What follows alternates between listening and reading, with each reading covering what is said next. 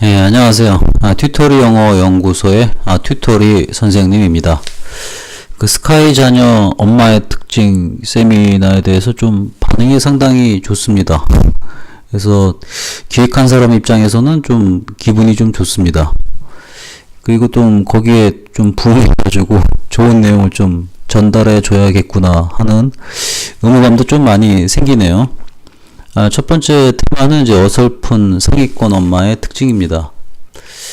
일단은 이제 그 어설픈이라는 단어가 상당히 불쾌하죠, 사실은. 약간 좀 비난하는 듯한 느낌이 좀 듭니다. 비난의 뜻도 사실은 있고, 제가 지켜봤던 그 어설프셨던 상위권 엄마에 대해서 약간 좀 맴매하는 이런 느낌, 그런 느낌도 좀 있습니다. 그러나 이걸 비난으로만 받아들이지 말고, 이걸 갖다가 이제 긍정적으로 받아들이면 됩니다. 그러니까 어설픈 상위권 엄마들이 하시는 패턴을 안 하시면 되는 겁니다. 그런 관점에서 좀 세미나를 좀 들어주셨으면 좋겠습니다. 일단은 제가 이렇게 상담을 하다 보면은 특히 이제 중2 이하에서 많이 나오는 얘기입니다. 중2 이하에서 이제 많이 나오는 얘기가 뭐냐면, 어머님들이 오세요. 이렇게 얘기합니다. 저희 애는요, 국영수가 평균 90이 넘는데 암기 과목은 못해요. 이런 얘기를 굉장히 많이 하십니다. 근데 이제 이렇게 얘기할 때 어머님의 심리는 뭐가 있냐면은 일단 기대 심리가 좀 있어요. 뭘 기대하시냐면은 칭찬을 받고 싶어 하십니다. 아이가 머리가 좋다, 머리가 좋네요, 이러죠. 그래서 저는 어떻게 했었냐 하면은, 칭찬해 드립니다. 애가 머리가 좋군요. 이거는 이제 접대용 멘트고, 이때 제 속마음이 있습니다. 제 속마음을 좀, 여기서는 아주 허심탄회하게 공개해 드립니다. 빙신이라고 생각을 합니다. 왜 그러냐면은, 국영수가 중2 이하에서 평균 90이면은 이거는 전국 단위로 봤을 때 세고 셌습니다. 지천에 널려 있죠. 그냥 국영수 평균은 의미가 없는 겁니다. 중학교 2학년 이하는. 얘가 이제 하위권일 수도 있어요. 국영수 평균 90이라는 게. 그 다음에 제가 갖고 있는 생각을 또 말씀드리면은, 암기 과목을 희생하면서 국영수 공부만 했는데 평균이 90이라는 걸 저는 받아들일 수가 없습니다. 암기 과목을 안 하는 시간에 국영수를 했으면 평균이 100점이 나와야 되지 않나요? 저는 그렇게 생각을 합니다. 그래서 이런 것들, 사고방식 자체, 이걸 잘한다고 생각한다는 자체가 문제가 좀 있습니다. 그 다음에 암기 과목을 못한다고 하시면서 거기 이런 얘기를 좀 많이 하십니다. 저희 애는요, 외우는 걸 너무 싫어해요. 이런 얘기 많이 하시죠. 연기가 좀 괜찮았나요? 좀 비슷하게 말하려고 노력을 했는데, 이때 이제 외우는 걸 싫어한다고 얘기할 때도 기대 심리가 좀 있죠. 칭찬을 기대합니다. 아이가 논리적인 걸 잘하는군요. 외우는 걸 못하고. 이게 참 그 공부에 대한 개념이 없는 경우죠. 암기 과목의 정의가 뭡니까? 그럼 수학은 이해 과목이고 영어는 암기 과목인가요? 수학 안 해오나요? 거기 학교에서 미적분이나 이런 거 문제 좀 어려운 거 풀 때 공식 증명해서 푸나요? 아니면 외운 공식 활용해서 푸나요? 네, 외운 공식 활용해서 풉니다. 그리고 플러스라는 기호 안 외웠나요? 외웠죠. 마이너스라는 기호 안 외웠나요? 외웠죠. 모든 과목은 암기 과목이자 이해 과목입니다. 다만 어떤 과목마다 그 외워야 될 부분이 좀 많은 게 있습니다. 그런 경우에는 이제 암기 과목이라고 불리우고, 그 외우는 양에 비해서 논리적인 부분이 좀 많은 과목이 있습니다. 그런 과목을 좀 이해 과목이라고 좀 하는 편이죠. 국영수 살펴보는데 국어를 이해만 해가지고 학교 시험을 볼 수 있는 애들이 있습니까? 없죠. 시 같은 거, 특히 문학 같은 경우에는 그 저자의 의도를 아이들이 알 수가 없습니다. 저도 모르겠습니다. 국어 시간에 그렇다 그러니까 그렇구나 하고 찍는 거죠.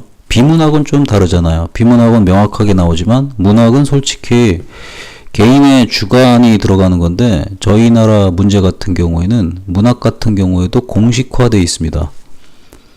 어떤 감정이냐, 어떤 뜻이냐, 뭐 한용운의 님의 침묵을 들었다 어떤 느낌이냐. 근데 님이 또 조국이잖아요. 시험지 답에서는.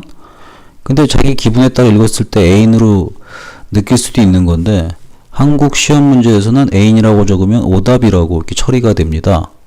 결국 뭐냐면 국어에서 문학 파트 같은 경우에는 엄청난 암기 영역에 들어갑니다. 그걸 갖다가 시를 바라보고 바로 이해한다. 그런 사람은 없다고 판단 내리고 있습니다.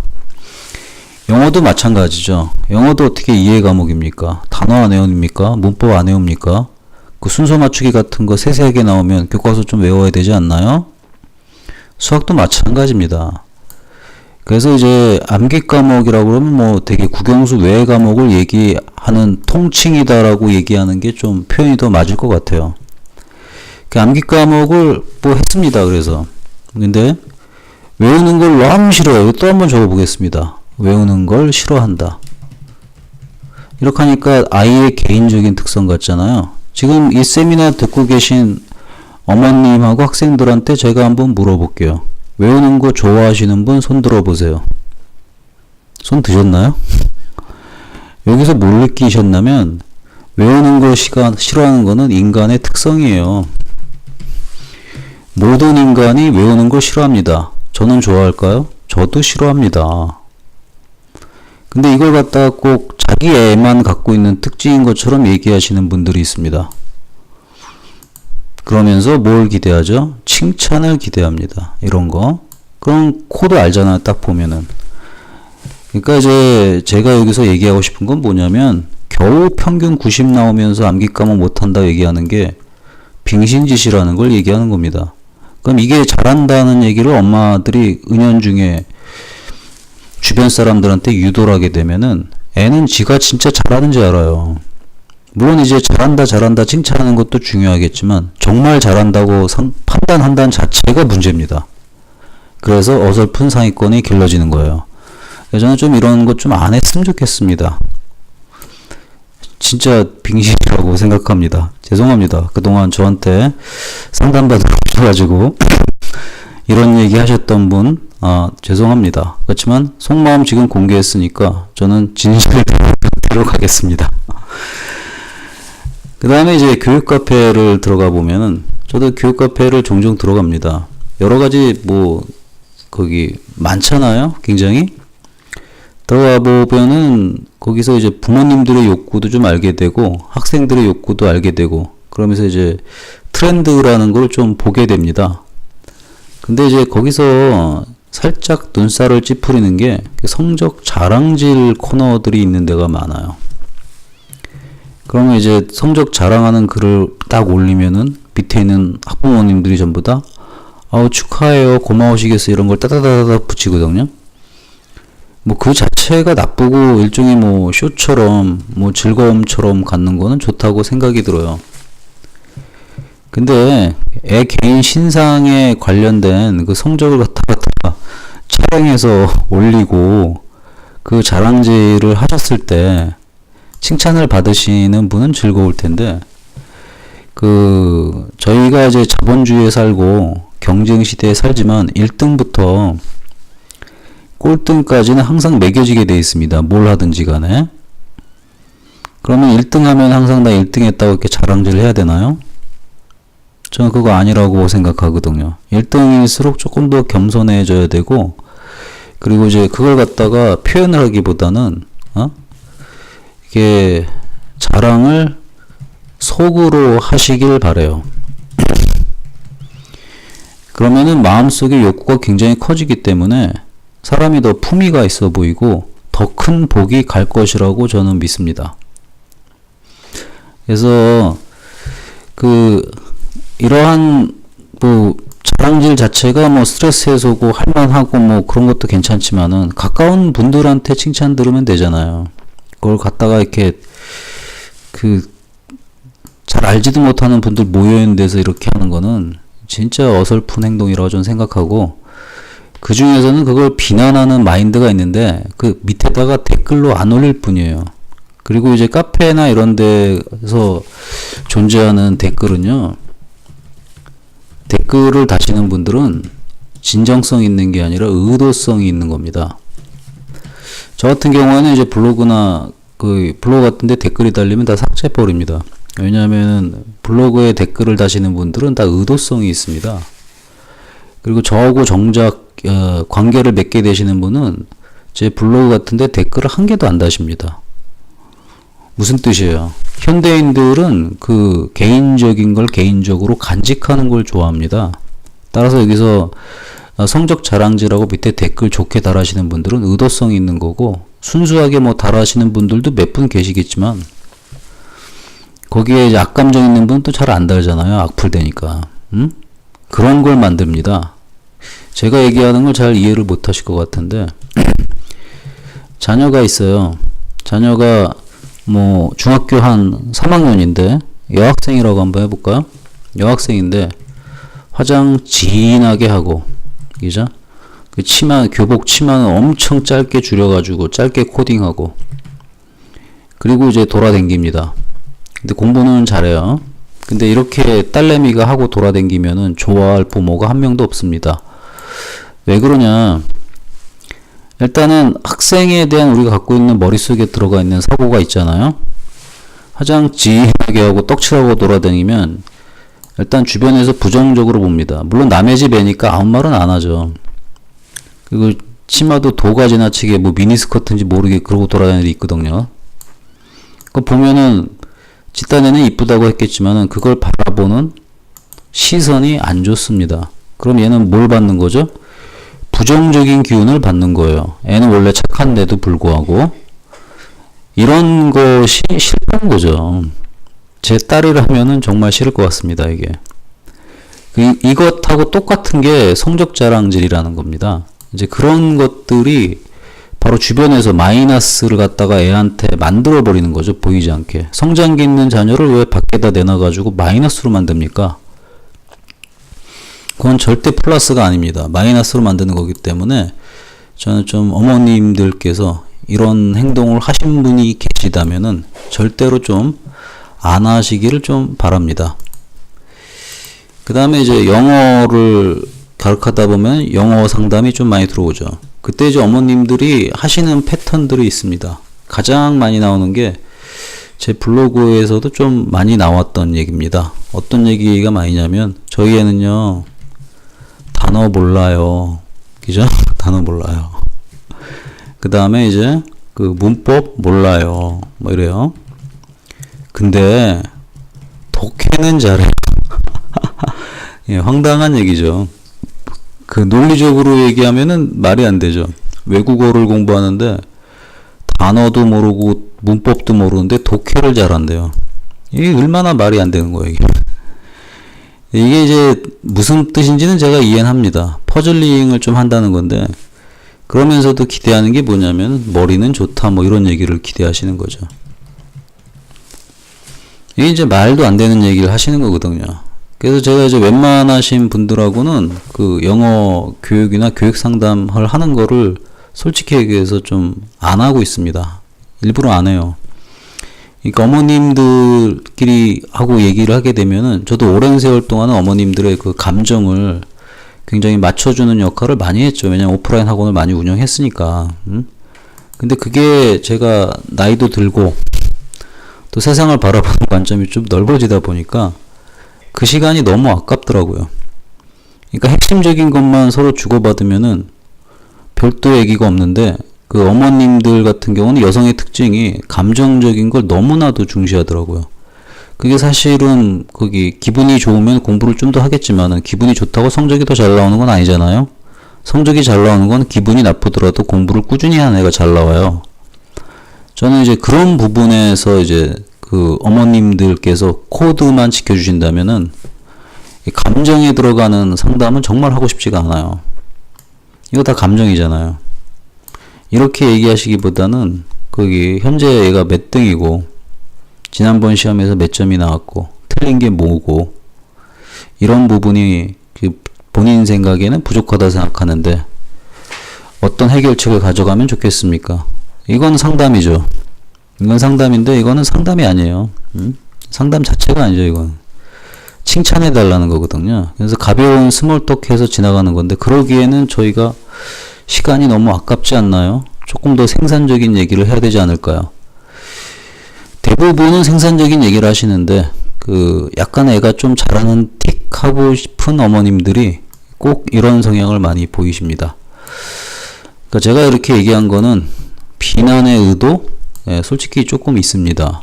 어머님들이 이러시는 거 보면은 진짜 거기에 맞춰가지고 애가 똑같이 큽니다. 그렇지만 긍정의 뜻이 더 강합니다. 이렇게 안 하기를 바라는 마음이 굉장히 좀 많습니다. 이걸 그냥 저 개인의 생각이라고 치부하신다면은 한 개인의 생각이라 할지라도 제가 25년간 차곡차곡 쌓이면서 정립된 생각이에요. 그러면 제 개인의 생각이라 할지라도 객관성이라는 게 부여되기 때문에 많은 사례에서 겪은 거니까 일단 존중하는 마음을 좀 가지셨으면 좋겠습니다. 공통점은 뭐냐면 칭찬을 기대하지 말라는 거죠. 그리고 칭찬을 기대하지 말라는 뜻은 자기를 그냥 있는 그대로 얘기하라는 거예요. 그러기를 저는 너무나도 바랍니다. 이제 테마 1-2로 넘어가게 됐네요. 앞에 거에선 좀 기분이 언짢으셨을 텐데 요 파트에서는 기분이 조금 더 언짢아질 것 같다가 조금은 좋아지시지 않을까 기대를 해봅니다. 어머님들 대부분은 다 어설픈 요리사이십니다. 요리사는 아니잖아요. 그렇다고 요리를 못 하시는 건 아니고 어설픈 요리사가 맞습니다. 근데 왜 어머님들 모두가 요리사 수준이 안 될까요? 그 이유는 뭐냐면 편안한 것만 하셔서 그래요. 그리고 이제 가끔 어려운 거 하시죠. 가끔 어려운 거 해가지고 요리사가 안 되죠. 또 편안한 것만 하시니까 늘 만드시는 것은 만드시는데 맛이라든가 퀄리티라는 게 나날이 발전하진 않고 현상 유지만 하는 경우가 많죠. 그게 왜 그러냐면은 바로 이것 때문에 그렇습니다. 어머님이 익숙해지고 편안한 것에만 요리를 하시고 그리고 가끔 어려운 거 이제 TV에 나온 거나 책 본 거 보시면서 하십니다. 흉내 내지만 요리사가 만든 거하고 똑같지는 않죠. 그리고 극히 일부분의 어머님들만이 요리사 수준까지 가십니다. 왜 그럴까요? 대한민국에 있는 모든 어머님들이 다 요리를 다 하심에도 불구하고 전문적인 퀄리티까지 가시는 분들은 드물죠. 왜 그럴까요? 답은 제가 적어 놓은 곳에 있습니다. 가끔 어려운 걸 하는 게 아니라 매일 힘에 붙이는 걸 규칙적으로 해야 됩니다. 해야 요리사가 됩니다. 맞죠? 그러니까 이제 어저께 했던 밥보다 오늘 더 맛있게 하려고 노력하시고 어저께 끓였던 찌개보다 오늘 더 맛있게 끓이려고 또 노력을 하시고 지난번에 담갔던 김치보다 더 맛있게 하려고 노력을 하시고 그걸 계속 하시다 보면 이제 전문가가 되시겠죠. 자동으로 되진 않죠. 바로 이게 이제 애들 공부하는 것도 마찬가지입니다. 어설픈 상위권도 마찬가지예요. 어설픈 상위권은 등수가 좀 나오긴 해요. 중학교 때 반 1등 정도? 반 1등이 결코 잘하는 게 아니죠. 반 1등이면 반 1등 성적만 보면 되는 게 아니라 걔가 갖고 있는 기본적인 퀄리티를 좀 봐야 됩니다. 반 1등 하더라도 스카이 못 가는 경우는 수두룩하잖아요. 그러면은 어설픈 상위권에 들어가지 않나요? 모르겠습니다. 저는 그렇게 판단을 합니다.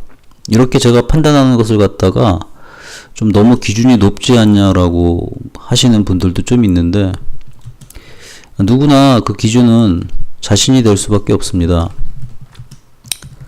저도 중학교 때 전체 틀린 개수가 제가 1개인가 2개, 1개 틀렸을 겁니다. 1개. 초등학교 때도 1개, 4학년 때 1개, 중학교 때는 중학교 3학년 때 국어 한번 틀린 것 같습니다. 국어 한번. 초중을 합쳐가지고 제가 틀린 문항수가 2개 정도 돼요. 그럼 이 상태에서 어머님이 제가 돼보세요. 제 상태에서 어떤 학생이 국영수 평균 90이다 그러면은 그 90이 점수로 보이겠습니까? 근데 그걸 잘한다고 칭찬을 제가 하고 있으니 저도 많이 대인관계가 좋아진 거죠. 그렇다고 꼭 저처럼 되라는 이런 관점에서 보는 게 아니라 그 제가 보는 거는 반 1등이라 할지라도 스카이가 가능한 B를 풍기는 애들이 있고 그렇지도 않음에도 불구하고 그냥 중학교 내신 되기 쉽잖아요. 그것만 잠깐 해가지고 등수 나오면서 잘한다고 생각하는 애들이 있어요. 그런 애들을 제가 어설픈 사기꾼이라고 표현하는 겁니다, 어머님들. 그리고 학생들아, 이해됐죠? 근데 이제 얘네들 같은 경우에는 자기가 속한 지역에서는 경쟁자가 없습니다. 특히 이제 그 중학교 2학년, 3학년 애들은 공부를 거의 안 하잖아요. 가방 들고 학원도 가고 학교도 왔다 갔다 하지만 공부를 거의 하지 않아요. 그러니까 공부를 조금 하면은 등수가 바로 나오게 돼 있어요. 중학교 시절에. 또 고1 때는 좀 얘기가 좀 다르죠. 조금 달라요, 고1은. 그렇다 하더라도 어설프게 반에서 2, 3등 정도는 거의 인서울도 못 갈 수 있는 등수니까 거의 뭐 사기꾼이라고 얘기할 수도 없죠. 전체 기준, 대학 기준으로 볼 때는 굉장히 못하는 거에 들어가는 거죠. 그러니까 이제 그럼에도 불구하고 이제 반에서 5등 안에만 들면 뭐 잘한다 생각하잖아. 요즘 애들도 적은데 그게 저는 의식을 갖다가 자신의 실력에 대한 객관적 지표를 못 준다는 게 그 의식을 갖다 주는 것 같아요. 그러니까 이 어설픈 상위권 애들은 어떻게 하냐면은 이 그냥 좀만 하면 그냥 이등수 나오니까 그 좀만 하는 거, 그러니까 어머님들 요리 편안한 거 하고 가끔 어려운 거 하듯이 시험 때만 조금 힘들게 하고 나머지는 매일같이 그냥 하니까 제자리입니다. 제자리. 이거를 입증해주는 통계 데이터도 있습니다. 그러니까 초5 때 전국의 위치가 고3이 되면은 얼마나 변할 것 같아요? 이게 이제 플러스 마이너스 10%밖에 안 변합니다. 이건 통계청 가면 다 자료가 있습니다. 그러니까 이제 최고로 많이 변하는 게 이제 플러스 10%밖에 안 변한다는 거죠. 초등학교 5학년 때 측정됐던 전국에서의 위치가 고3이 되더라도 플러스 마이너스 10%밖에 머무르지 않는다는 거죠. 그러니까 이제 고2쯤 되면은 견적서가 다 나왔기 때문에 고2 애들이 이제 학원 유람하면서 막 돌아다니는 애들 많거든요. 그러니까 어머님들 입장에서는 뭔가 어떤 학원이 맞아가지고 갑자기 점수가 뛸 것이다 그러는데 존재하지 않습니다. 여태까지 지켜봤던 애들 중에 그게 된 애들은 진짜 한두 명 정도 있었는데 퍼센테이지가 너무 적습니다. 그러니까 이제 이런 경우에는 거의 없다라고 보는 겁니다. 그래서 제가 세미나 할 때도 참여하는 애들을 갖다가 자꾸 고1 이하라고 그러는 애들이 이하라고 얘기하는 게 걔들은 가능성이 있어요. 지금부터 바꿔주면은. 근데 현재 이제 고2 후반기 들어가면 이제 고3 가잖아요. 절대 안 바뀝니다. 고2 때까지 살았던 그 개판의 생활을 조금 정돈되게 고3 때 생활한 듯 하지만 거의 비슷하게 생활해가지고 지금 측정해서 나올 만한 대학을 갑니다. 불변입니다. 정말이에요. 아닌가 긴가는 주변을 보시면 데이터는 너무나도 많습니다. 이게 단순한 건데 계속 얘기합니다. 제가 가끔 어려운 거 하면 안 되고 매일 힘에 붙이는 걸 규칙적으로 해야지 돼요. 애들이 뭐 힘들면 요즘 어머니들 어때요? 애서 힘들게 시키고 싶지 않아요. 뭐 이렇게 하잖아요. 저는 그렇게 얘기하시는 분들한테 이런 얘기를 해드리고 싶습니다. 그러면 그 애가 나중에 어머님들이 경제적 능력을 조금 약해질 때 그때도 애한테 그렇게 하실 건가요? 성인 됐을 때도? 애가 힘들면 안 시킨다는 거는 그 아이를 갖다가 한평생 책임지겠다는 거하고 좀 똑같아요. 근데 그럴 정도의 여력이 계시는 분들이 많지 않거든요. 결국 애들은 20살 넘어서부터는 자력으로 가야 되는데 19살 때까지 엄마 아빠한테 의존도가 높다가 20살에 갑자기 애가 독립심이 생기냐? 절대 안 그렇습니다. 그래서 그 독립심이라는 것도 서서히 키워줘야 되는 거예요. 저는 그런 부분들 때문에 교육할 때 어머님들이랑 좀 부딪혀요. 예를 들어서 이제 중학교 2학년만 되더라도 시간표나 이런 거 애들이 직접 저한테 얘기하는 걸 전 좋아해요. 근데 그걸 갖다가 어머님들이 다 나서서 하면은 애가 뭘 합니까? 애 스스로 하게끔 자꾸 가르치셔야 된다니까요. 어머님이 관여하고 싶어도 애한테 부탁을 하세요. 네가 선생님한테 이렇게 얘기해. 근데 애가 또 이렇게 나올 수도 있잖아요. 선생님이 조금 어려워. 어려우면 부딪혀야 될 거 아니에요. 앞으로 얘들 직장 생활하고 그러면은 고약한 상사도 있고 더러운 인간도 있고 그런데 그때마다 해결해 주실 거예요? 스스로 해결해야 되잖아요. 그걸 배우는 거잖아요. 그런 것들이 다 돼야지 어설픈 상위권을 벗어나서 참다운 상위권이 되는 거예요. 그럼 이제 범위를 좀 좁혀가지고 그 공부에 대한 거를 좀 한번 얘기해 볼게요. 제가 뭐 강의를 한번 때렸어요. 좀 어려운 걸 때렸어요. 근데 이때 애들이 보여주는 태도를 보면은 바로 알 수 있습니다. 걔 성향을 갖다가. 참다운 상위권은요, 아주 미세한 걸 질문해요. 근데 얘네들이 전체 내용을 파악 못했냐? 다 알고 있어요. 그러나 질문을 해요. 미세한 거. 그 미세한 거가 존재하는 걸 허용하지 않아요. 그게 참다운 상위권이고 제가 좋아하는 슈퍼 상위권이에요. 근데 이제 어설픈 상위권은 네가 이해한 걸 얘기해봐. 그러면 어떤 식으로 나오냐면 그냥 선생님이 얘기해 주세요. 이런 태도를 보여요.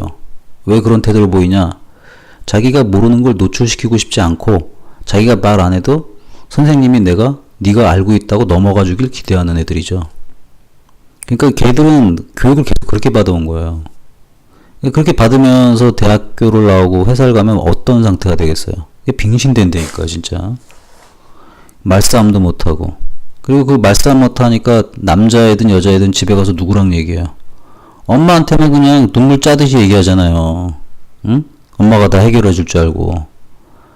빙신 만드는 거죠.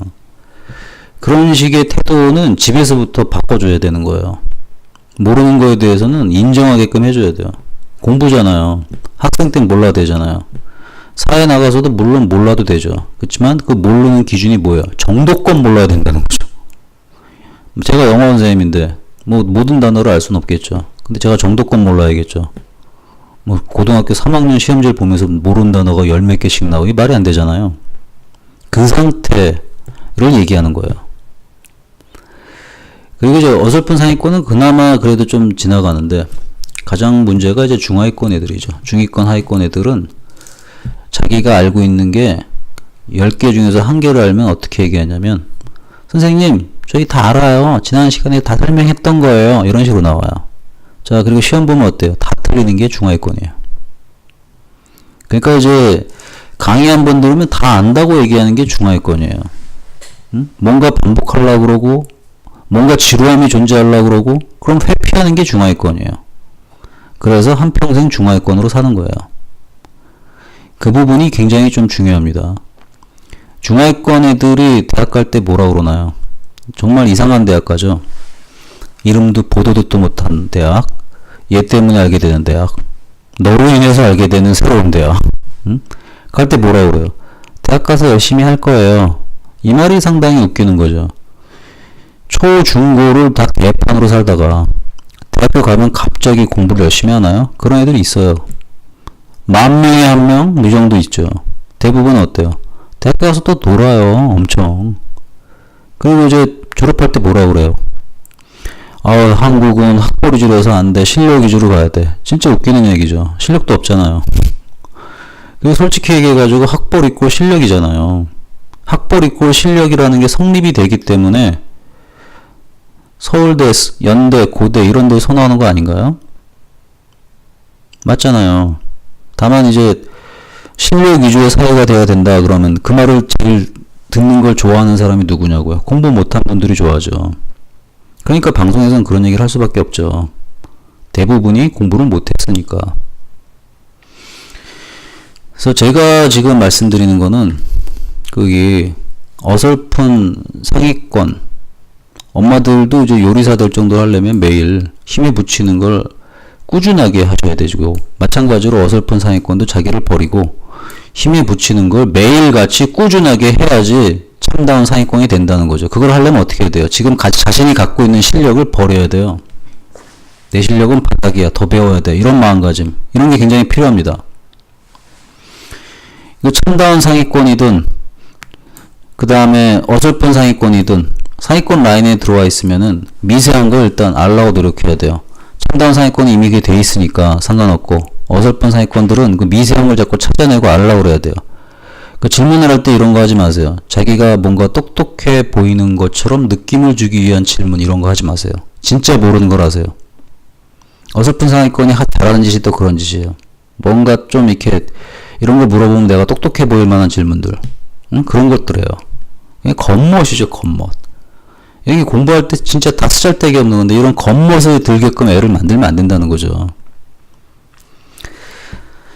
그래서 거기에서 제가 진짜 드리고 싶은 거는 자신을 비우기를 바래요. 어려운 얘기예요. 자신을 비우고 냉정하게 해야 돼요. 이때 한 가지 예를 좀 더 들어드리면은 참다운 상위권 중에서 애취군이 있었는데 전 얘가 제일 기억이 나요. 이 친구는 이제 경북고등학교를 댕겼는데 사실은 거기 대일외고를 떨어졌어요. 대일외고 떨어지고 경북고등학교를 갔죠. 얘는 이제 중학교 때 꿈과 비슷했던 게 대일외고였는데 별로 좋지도 않은 데를 떨어졌다고 엄청 그렇더라고요. 인터뷰에서 떨어졌거든요. 방황해요. 요즘 애도 많죠. 뭐 자사고 갔다 뭐 특목고 가려고 했는데 자기가 원하는데 안 갔다. 그러면 애들 방황해요. 그리고 또 자공고 가면 거기서 또 잘난 척하죠. 나는 원래 이 정도 레벨의 자공고로 올 실력이 아니다. 뭐 이런 애들. 걔네들이 진짜 어설픈 상위권의 대표 주자죠. 근데 얘는 좀 달랐어요. 얘한테는 제가 딱 한마디 했죠. 서울대 가. 그럼 다 이기는 거야. 근데 그 말 한마디 듣고 공부 시작한 애죠. 얘는 고등학교 2학년 때 수능을 봤는데 고2 때 미리 한번 수능을 같이 봤는데 몇 개 틀렸냐면은 1개 틀리더라고요. 국영수에서. 이미 공부가 다 된 상태에서 고3 올라가서 싸우는 거예요. 그러니까 뭐 레벨이 장난이 아닌 거죠. 이게 동년배들이랑은. 그럼에도 불구하고 영어 시험이 끝나잖아요. 그럼 이제 학원에 시험지 들고 와요. 들고 오는데 한 열 몇 개 물어보고 갑니다. 열 몇 개 물어보고 피곤하죠. 물어보죠. 그래서 넌 몇 개 틀렸는데 그래. 선생님 다 맞았습니다. 다 맞았는데 열 몇 개를 물어봐요. 그래서 왜 물어보니 저는 왜 물어보는지는 알지만 생각을 듣고 싶어서 한번 물어봤습니다. 그러니까 얘가 뭐라고 하는지 알아요? 자기가 물어본 거는 답안을 선택할 때 70% 확신밖에 없었대요. 그래서 다음번에 유사 패턴을 만나면 100%의 확신을 갖고 풀고 싶어서 질문을 한 겁니다. 그러니까 질문하는 게 내용이 달라요. 단순하게 단어, 구문 이런 거 안 물어봐요. 문맥상의 의도, 그런 거 물어봐요. 그걸 폼 내기에서 물어보는 게 아니라 정말 자기 궁금한 거 물어봐요. 그러니까 이미 서울대를 갈 수밖에 없는 실력인데 공부하는 태도까지 그렇게 돼 있으니까 당연히 서울대를 떨어진다는 건 생각을 할 수가 없는 거죠. 엄청나죠. 저도 그렇게 생각했고 걔를 지켜본 다른 선생님들도 다 그렇게 생각했고 본인도 자신을 믿었고 이게 서울대예요. 그냥 어설프게 몇 개 안다고 아는 척하고 그냥 제대로 알지도 못하면서 그냥 깜짝깜짝대는 스타일로 공부해가지고 겨우 반등수 1등이나 그냥 맡으면서 나중에 대학교 이상에 갈 그런 애들 말고요. 그래서 자신을 비운다는 거는 방금 얘기했던 예치군이 보여줬던 태도 있죠. 그런 공부 태도를 가지셔야 돼요. 겸손한 거죠. 크게 될 사람이죠. 얘기가 좀 길어지니까 좀 힘드셨죠. 지금 시간이 한 30분이 좀 넘게 흘렀는데 끝까지 좀 진지하게 참여하시기를 바래요. 이게 너무 짧게 얘기를 해드리면은 제가 전달하는 메시지를 잘 못 전달하는 것 같더라고요. 그래서 좀 시간이 걸리더라도 제가 전달하고 싶은 메시지를 좀 명확하게 전달해 드려서 어설픈 상위권 어머님이 안 되게끔 해드리고 싶습니다. 그리고 이제 어머님들이 가장 좋아하는 게 공부 방법이에요. 공부 방법 찾아 산만리. 공부 방법이라고 얘기하는데 저는 공부 방법이 중요하다 생각을 안 하거든요. 공부 방법을 몰라서 공부를 못하는 게 아니라 공부할 생각이 없어서 공부를 못하는 거예요. 그럼 결국에는 제일 중요한 게 멘탈이란 뜻이죠. 방법이 아니라 마인드 컨트롤이 최고의 무기입니다. 한번 예를 들어볼까요? 제가 이제 세미나 하면서 스카이 가는 공부 방법 심플하게 얘기 드렸잖아요. 절대 공부 시간 지켜라. 절대 공부 시간이 뭡니까? 국어 매일 1시간, 영어 매일 1시간, 그 다음에 수학 매일 3시간 해라 이거죠. 방학 때는 어떻게 됩니까? 곱하기 2가 되잖아요. 국어 2시간, 영어 2시간, 수학 6시간. 그렇게 하면 딱 10시간 나오죠, 공부하는 게. 방학 동안에 지금 국영수 비율 그렇게 해가지고 10시간 공부하는 애 있어요? 없잖아요. 개판으로 놀잖아요. 안 지키잖아요. 학기 중에 국어 1시간, 영어 1시간, 수학 3시간 매일 하는 애 있어요? 안 하잖아요. 바로 이게 뭐냐면 스카이가는 방법을 가르쳐줘도 안 해요. 그러면 이 방법을 회피해가지고 다른 뭔가를 하시려는데 그럼 국어를 이거보다 들어야 된다는 얘기고 영어를 이거보다 들어야 된대도 수학도 이거보다 들으면서 스카이를 간대요. 저는 불가능이라고 얘기해 드리고 싶습니다. 저도 IQ가 그 고등학교 1학년 때 쟀을 때 154 정도 나왔어요. 항상 그 정도 나왔어요. 152에서 155. 그런 저도 절대 공부 시간을 처절하게 지키면서 공부를 했거든요. 서울대 가려고. 이거보다 솔직히 얘기하면 더 했죠. 덜하지는 않았죠. 왜냐면 1점이라도 까먹는 게 너무 싫어가지고. 그러면 제가 여기서 한 말에서 답이 나와 있죠. 답이 뭐가 있어요? 이거를 이거보다 매일 이상 한다는 거는 심리적인 갈등을 다 해소시킨다는 거예요. 친구가 기분 나쁘게 해도 하고, 열받게 한 일 있어도 하고, 엄마랑 싸워도 하고, 싸울 일도 안 만들었죠, 솔직히. 응? 그리고 그날 기분이 어쩌거나 상관없이 한다는 거죠. 그럼 뭐가 돼야 된다는 얘기죠? 마인드 컨트롤이 안 되면 이거 못해요. 응?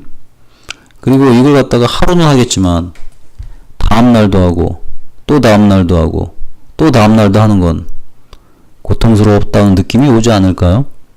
그 고통스러운 느낌이 왔을 때, 그걸 갖다가 어떻게 하면 해피하게 바꿀 수 있을까? 그런 생각을 끊임없이 하면서 마인드 컨트롤을 들어가야 돼요. 이게 되면은요, 방법이 필요 없어요. 방법은 하다 보면 또 생겨요, 이게. 근데 어머님들은 이제 그 가장 핵심적인 거, 이거를 빼놓고, 학생도 마찬가지고, 이걸 빼놓고, 이걸 그냥 죽어라 하고 그냥 방법만 찾아 헤매니까, 방법 찾아 헤매다가 세상을 마감합니다. 응?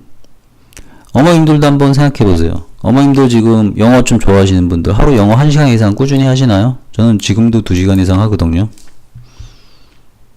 꾸준하게 아침 시간에 합니다. 주로 책을 많이 보죠. 꾸준하게 해요. 꾸준하게 거의 에브리데이 한다고 봐요. 에브리데이 안 빼먹고. 왜냐면 그렇게 습관을 만들었으니까.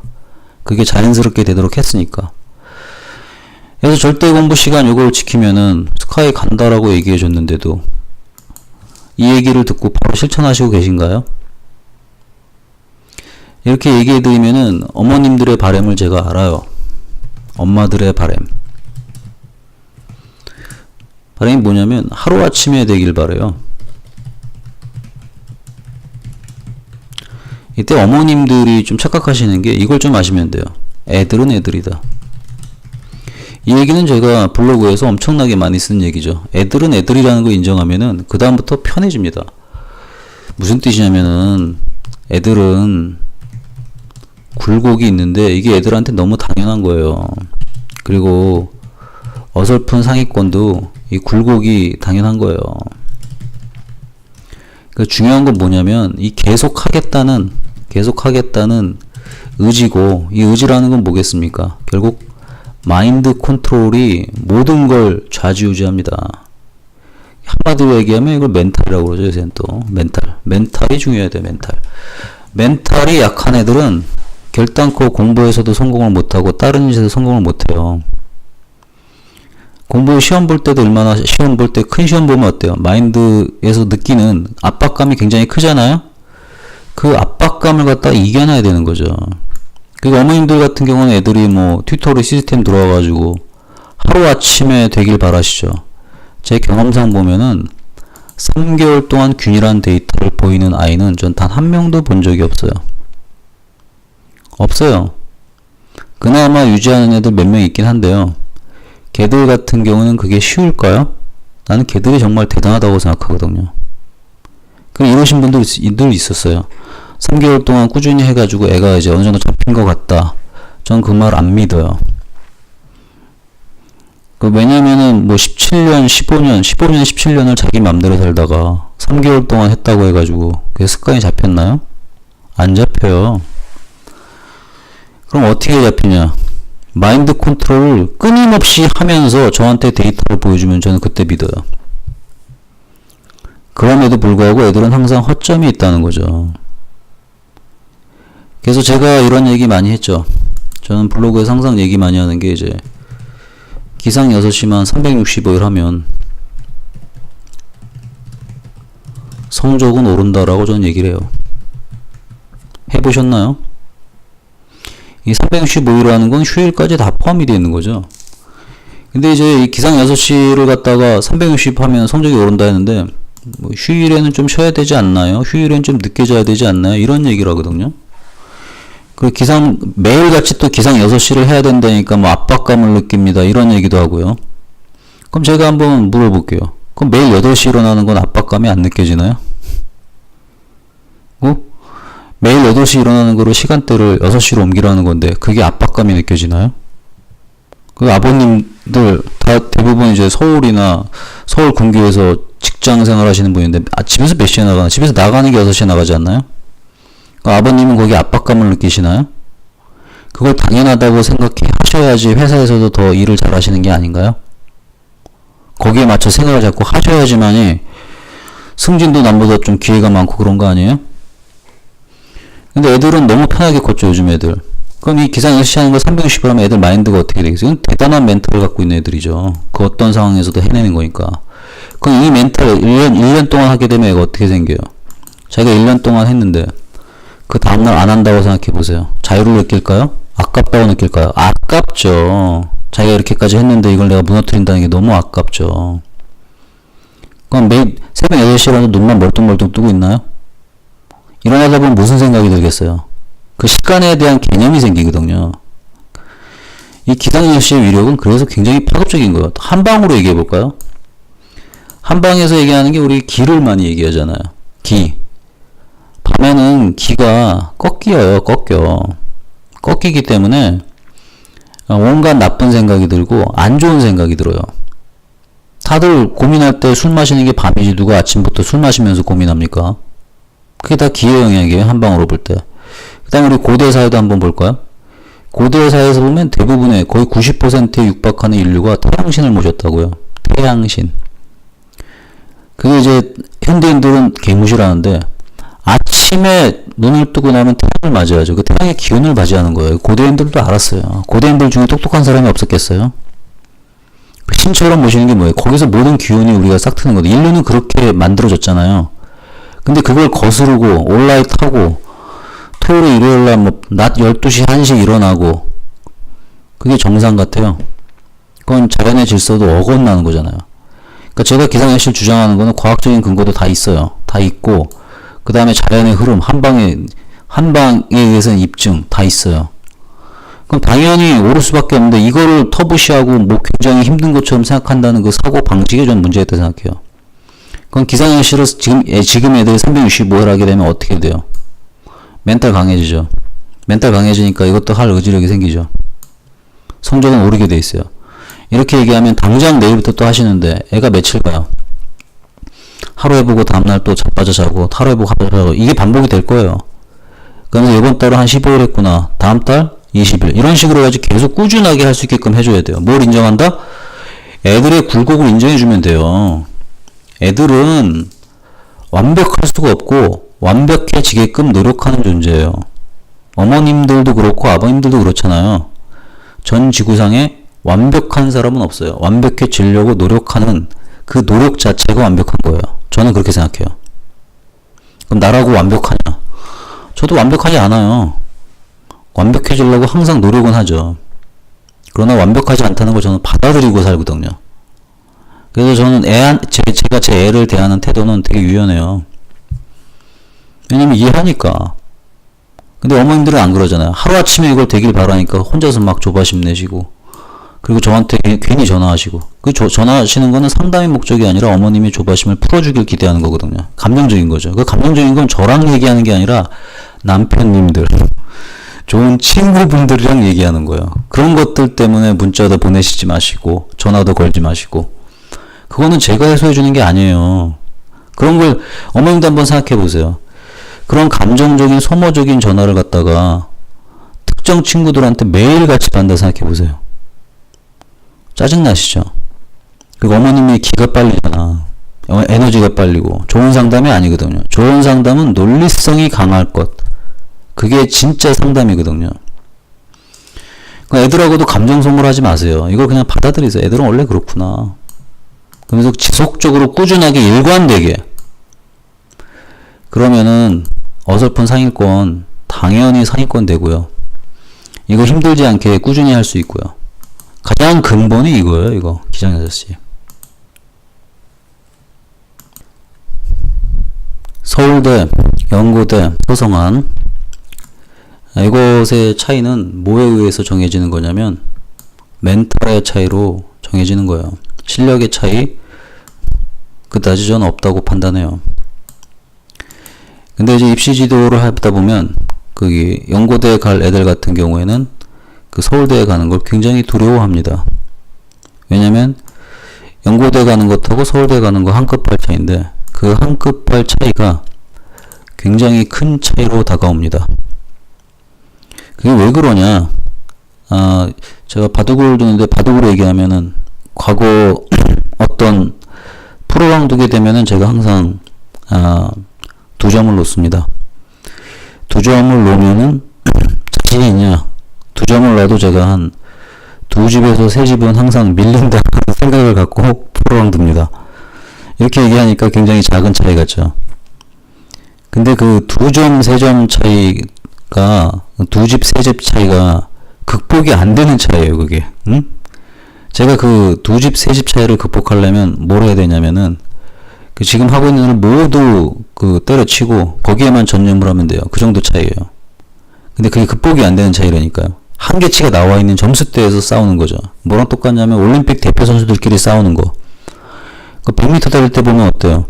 금운동 1등, 2등, 3등, 4등까지 한번 초를 보세요. 와, 진짜 엄청난 짜잘한 초들이 나오잖아요. 그거 가지고 1, 2, 3, 4등이 나눠지는데 그걸 연습하는 사람들은 그 100만 분의 1초, 10만 분의 1초 뭐 이 정도로 줄이기 위해서 연습하거든요. 그러면 그게 100분의 1초, 1000분의 1초, 100만 분이 아니라 너무 제가 세게 얘기했죠. 그걸 줄이기 위해서 연습을 하거든요. 근데 그 차이가 극복이 안 되죠. 한계치가 있으니까. 그게 바로 연고대하고 서울대 차이예요. 연고대에 붙었다 그래가 재수해가지고 또 서울대 못 가잖아요. 그게 그 차이를 극복을 못해서 그렇다니까요. 그 차이를 극복하려면 어떻게 되냐면 엄청나게 해줘야지 그 차이를 극복해요. 그게 뭐다? 멘탈을 강화시키면 게 된다는 거예요. 의외로 이제 서성을 간 레벨 애들이 그 연고대에 가는 걸로는 점프를 잘 해요. 왜냐면 조금만 하면 된다는 이런 의식을 좀 많이 갖거든요. 특히 이제 그 별들의 세상 상위권 학과 같은 경우는 수능으로 따지면 앞만 많이 틀려도 5문항 이상 틀리면 안 되잖아요. 5개 미만으로 가야 되잖아요. 그게 얼마나 압박감이에요. 그 압박감을 이겨내는 게 이제 연고대하고 서울대의 차이를 이겨내는 거예요. 그건 결국 뭐의 싸움이죠? 멘탈 싸움이에요, 이거. 그러니까 세상 모든 분야가 마찬가지. 어느 정도 기술되고 실력되면은 그 다음에 멘탈로 이기는 거지 실력으로 이기는 게 아니라 멘탈로 버텨야 돼요. 그래서 저는 지금 중학교 2학년 이하 애들 같은 경우는 강한 멘탈을 길러줄 때 기상 6시가 너무나도 좋다는 걸 전 얘기해 드리고 있고요. 그리고 이제 기분 나쁠 때도 공부하는 것 가르쳐야 되고 기분 좋을 때도 그 너무 기분에 취해가지고 일과를 망치지 않는 걸 가르쳐야 돼요. 좋은 건 좋은 건데 자기 일을 망치면 안 되잖아요. 그래서 그게 뭐냐면 절제를 가르쳐야 되는 거예요. 절제. 평소 생활 자체가 이제 그런 게 돼야 되는 거예요. 그럼 그런 걸 많이 하면 많이 할수록 어떻게 돼요? 사람이 점점 더 겸손해지고 점점 더 아는 게 많아지면서도 두려움도 가지면서 그 두려움을 극복하는 경외감을 갖고 앞으로 전진하게 되는 거예요. 그래서 저는 이게 조금 잘한다고 이렇게 나대시는 어설픈 상위권 어머니들 보시면은 딱 거기서 멈춘다고 애들이. 그걸 더 끌어올리고 싶지 않으세요? 자기 새끼인데? 저는 그러고 싶거든요.